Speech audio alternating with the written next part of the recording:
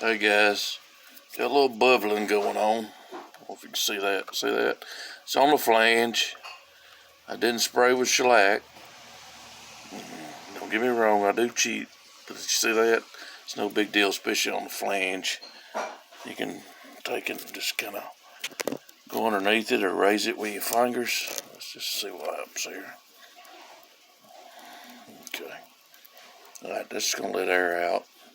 Yeah. Already gone. Pretty easy on the flange.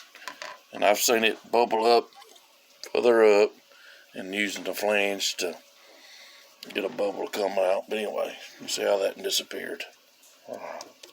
Anyway, fix to do the fourth coat.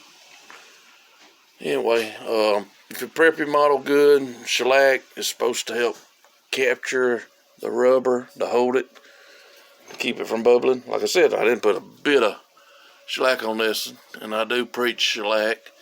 The reason I didn't is because all the detail on it's going to grab it.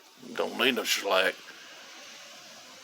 Anyway, I didn't do the base, so that's where I had my bubble. Alright, see you guys.